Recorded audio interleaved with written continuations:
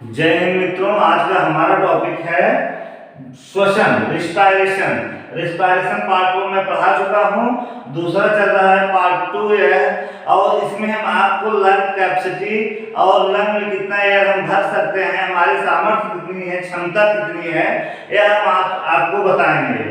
तो मीन्स आपका हमारा कहने का मतलब ये है कि कैसे हम टेस्ट करते हैं। आप देखे होंगे कोरोना पीरियड में लोग क्या करते हैं कि जो है वो अपना लंग की कैपेसिटी जानने के लिए बीच में हवा भरते थे, फेफड़े में सांस तेजी से लेते थे और रोकते थे, काफी टाइम के बाद जो है उसको छोड़ते थे।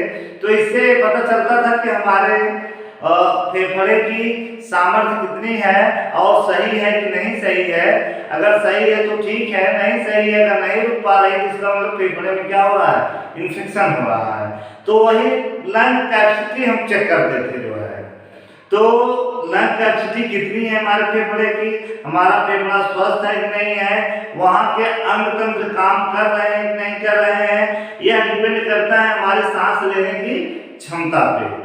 एवरेज सांस सबकी वही होती है, बट उसमें ब्रीदिंग में होती क्या है प्रॉब्लम्स जब कभी कभी आती है, तो ये होता है कि कहीं कहीं हमारा जो है श्वसन अंग, रिस्पायरेटरी ऑर्गन इन्फेक्टेड हो गया है जो है, इसलिए सांस लेने में समस्या होने लगती है।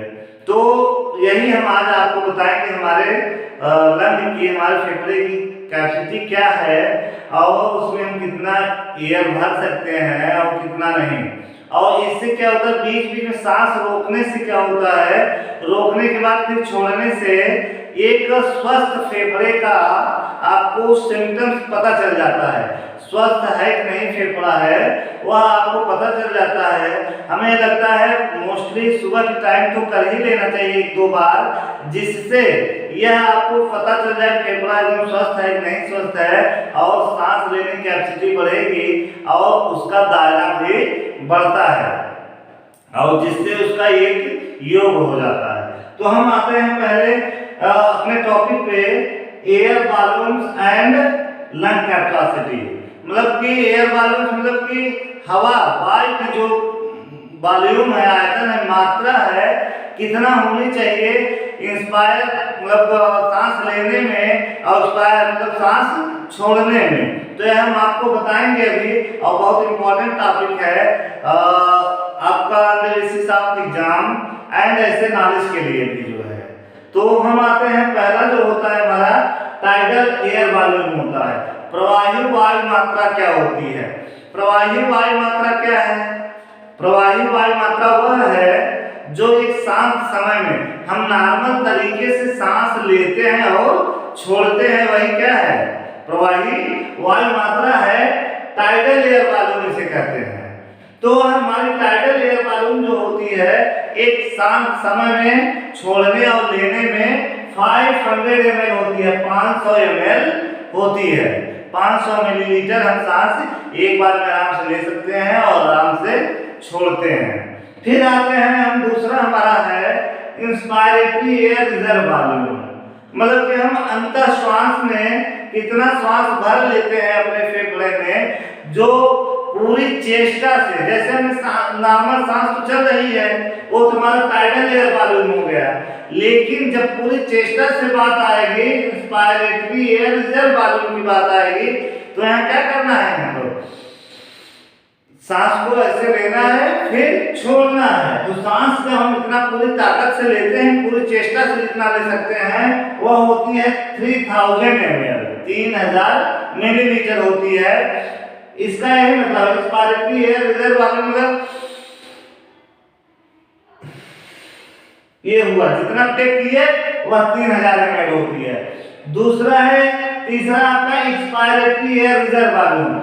इंस्पायरेटरी मींस आप समझ गए अंतर श्वास, एक्सपायरेटरी में उच्च श्वास मतलब जो श्वास निकालते हैं। एक्सपायरेटरी एयर रिजर्व वॉल्यूम यह होता है 1100 ml। इसका ये मतलब होता है जितना हम नॉर्मल सांस ले रहे हैं उसको छोड़ दीजिए, जो हमारे फेफड़े में है उसको छोड़ दीजिए, जो हम पूरी चेष्टा से बाहर निकालते हैं। ठीक है, पहले तो पूरी चेष्टा से लेते हैं वो 3000 ml है, लेकिन जो पूरी चेष्टा से बाहर निकालते हैं वही हमारा एक्सपायरेटरी एयर रिजर्व वॉल्यूम होता है, वह होता है 1100 ml। 1100 मिलीलीटर होता है, जो पूरी चेष्टा से जैसे ले तो लिए, लेकिन अब इसके बाद देखिए छोड़ते हैं तो कम ही छोड़ पाएंगे,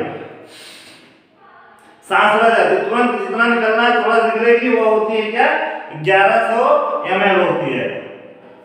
residual air volume, residual reserve जो ये वॉल्यूम होती है आपकी, रेसिडुअल अवशेष, अवशेष जो मात्रा वायु की होती है जब हम सांस को पूरी चेष्टा से छोड़ देते हैं बची रह जाती है, वह क्या होती है 1200 ml। कितना होता है 1200 ml, 1200 मिलीलीटर होता है। और हम आते हैं दूसरे टॉपिक अपने लंग कैपेसिटी। यह तो मेरा पहला टॉपिक था आज का। दूसरा क्या है लंग कैपेसिटी। लंग कैपेसिटी क्या है, मतलब कि फेफड़े की सामर्थ्य कितनी है, सांस लेने में श्वासोच्छ्वास में फेफड़े की सामर्थ्य कितनी है, कैपेसिटी कितनी है कि हमारा फेफड़ा कितना ले सकता है और कितना छोड़ सकता है, और टोटल कैपेसिटी कितनी है, और कितना हमको वाइटल मतलब सजीव के रहने के लिए कितना जरूरी होता है, यह कैपेसिटी हम आपको बताएंगे। हम लोग कैपेसिटी तो चेक करते हैं जो है। तो पहला कैपेसिटी क्या है, इंस्पायरेटरी कैपेसिटी, अंतःश्वास सामर्थ्य जो होती है, अंतःश्वास सामर्थ्य जो होती है 500 प्लस 3000 पावर 3500 ml होती है। कैसे 500 तो नॉर्मल तरीके से हमने लिया वॉल्यूम, एयर वॉल्यूम, लेकिन जो पूरी चेष्टा से जब खींचे तो उसकी कैपेसिटी बढ़ गई ना 500, 3000 हो गई, तो 500 प्लस 3000 इक्वल टू 3500 ml, मतलब 3500 ml कैपेसिटी उसकी हो गई हमारे किसकी, इंस्पायरेटरी वाली अंतःश्वास वाली सामर्थ्य की। अब देखिए functional residual capacity. Functional residual मतलब आपका क्रियात्मक कैपेसिटी, सामर्थ्य कितनी है, क्रियात्मक अवशेष सामर्थ्य कितनी है। क्रियात्मक अवशेष सामर्थ्य का मतलब आपका समझ रहे हैं, ये 1100 प्लस 1200 मतलब पूरी चेष्टा से जितना हम निकाल सकते हैं, और निकालने के बाद जो शरीर में बची रहती है, दोनों के योग को क्या कहते हैं, फंक्शनल रेसिडुअल कैपेसिटी कहते हैं। यह होती है 2300 ml। समझ रहे हैं, जो पूरी चेष्टा से निकाल सकते हैं और जो हमारे लंग्स में बची रहती है, दोनों के योग से वह क्या होती है, फंक्शनल होती है। उतना जरूरी है फंक्शनल क्रिया करने की क्रियात्मक कैपेसिटी होती है, इतना तो रहना ही चाहिए। वाइटल कैपेसिटी क्या है, सजीव सामर्थ्य। सजीव सामर्थ्य का मतलब कि हम लोग जितना एक बार जो है पूरा क्या करते हैं, पूरे शरीर में, ये आपका वॉल्यूम इंस्पायरेटरी वाला प्लस आपका जो है एक्सपायरेटरी वाला और रेसिडुअल, और प्लस शांत रहने पे टाइडल वाला वॉल्यूम होता है, वह वाइटल कैपेसिटी होता है।